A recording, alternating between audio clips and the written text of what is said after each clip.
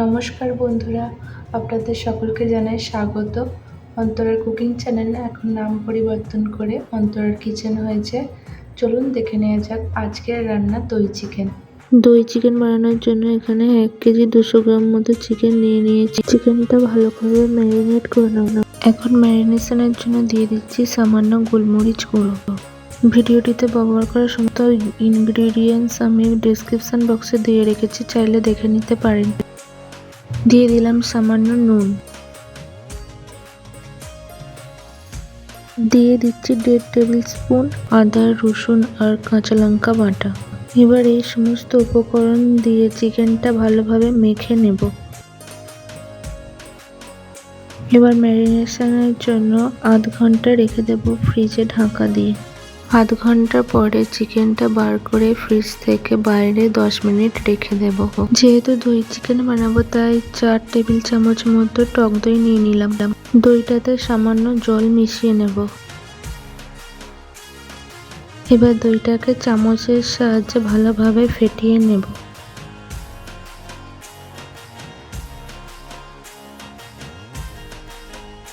দইটা এখন ভালোভাবে ফাটানো হয়ে গেছে। 10 মিনিট এখন চিকেনটা বাইরে রাখা হয়ে গেছে। এখন একটা বড় কড়া নিয়ে নিয়েছি, চিকেনগুলোকে একটা একটা করে ভেজে নেব। এখন দিয়ে দিচ্ছি সামান্য সাদা তেল। দিয়ে দেব 1 টেবিল চামচ মতো ঘি। তেলটা এখন গরম হয়ে গেলে চিকেনগুলো একটা একটা করে দিয়ে এইভাবে ভেজে নেব। চিকেনগুলো ভেজে নেওয়ার পর যেটুকু তেল কড়াতে বেঁচে থাকবে তাতে একটি এলাচ, দারচিনি, জয়িত্রী দিয়ে দেব।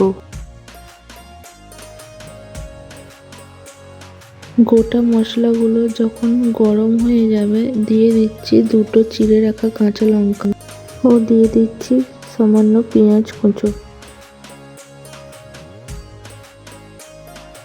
এখন লঙ্কা ও পেঁয়াজটা কিছুক্ষণ ভেজে নেব নাড়াচাড়া করে। পেঁয়াজটা তাড়াতাড়ি যাতে নরম ও লাল হয়ে যায় তাই সামান্য নুন দিয়ে দিচ্ছি। আমি কড়াইতে গোটা মশলা দেওয়ার সময় তেজপাতা দিতে ভুলে গিয়েছিলাম, তাই এই সময় দিয়ে দিলাম। পেঁয়াজটায় এখন হালকা লাল রং এসে গেছে। এই অবস্থায় 1.5 টেবিল চামচ মতো আদা, রসুন ও কাঁচা লঙ্কা বাটার পেস্ট দিয়ে দিলাম।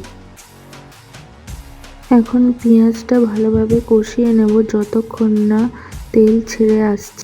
সমস্ত রান্নাটা কমপ্লিট হতে আমার 40 মিনিট মতো প্রায় সময় লেগেছিল। পেঁয়াজটা যাতে তাড়াতাড়ি নরম হয়ে যায় সেই জন্য ঢাকা দিয়ে 2 মিনিট রেখে দেব। 2 মিনিট পরে মশলা কষে একদম তেল ছেড়ে দিয়েছে। ঠিক এই অবস্থায় দিয়ে দিচ্ছি 6টি কাজু বাদাম বাটা। আবারও সমস্ত মশলা ভালোভাবে কষিয়ে নেব। সমস্ত মশলা ভালোভাবে কষে গেলে দিয়ে দিচ্ছি 1.5 টিস্পুন মতো জিরে গুঁড়ো। সমস্ত মশলাই আমার আগে থেকে শুকনো কড়াতে ভেজে গুঁড়ো করে রাখা থাকে। দিয়ে দিচ্ছি 1/2 টিস্পুন মতো কাশ্মীরি রেড চিলি পাউডার। এবার সমস্ত মশলা ভালোভাবে কষিয়ে নেব। মশলা ভালোভাবে কষে তেল ছেড়ে গেছে। এই অবস্থায় দিয়ে দিচ্ছি ভাজা চিকেনগুলো।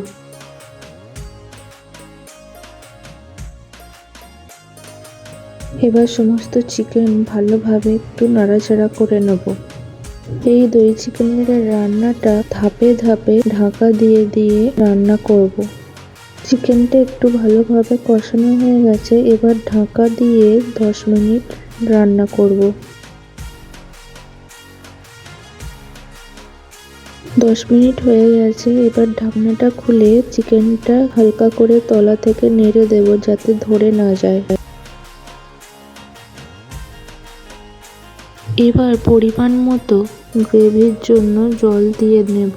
আপনারা চাইলে কম জল দিয়েও করতে পারেন। আমার একটু গ্রেভিটা বেশি লাগবে তাই এখানে জল দিয়ে দিচ্ছি। জলটা দিয়ে চিকেনগুলো একটু উপর নিচ করে নাড়াচাড়া করে নেব।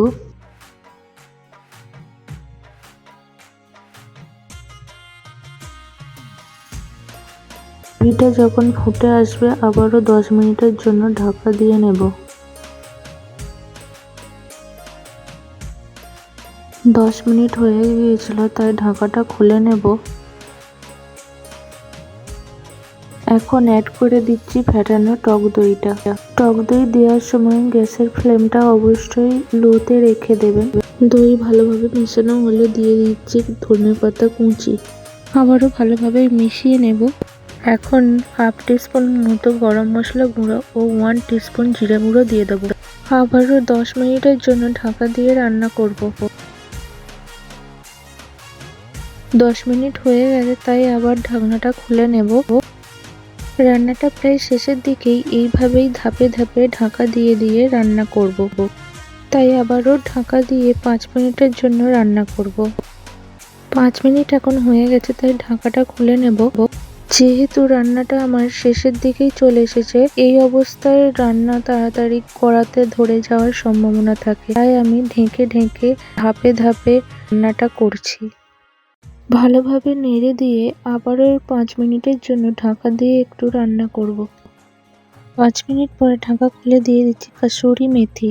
তারপর ঢাকা দিয়ে দেবো 5 মিনিটের জন্য। 5 মিনিট এখন হয়ে গেছে। এইভাবে পুরোপুরি 40 মিনিট ধরে রান্নাটা হচ্ছে। এখন চিকেন পুরোপুরি সেদ্ধ এবং রান্না কমপ্লিট, তাই নামিয়ে নেব।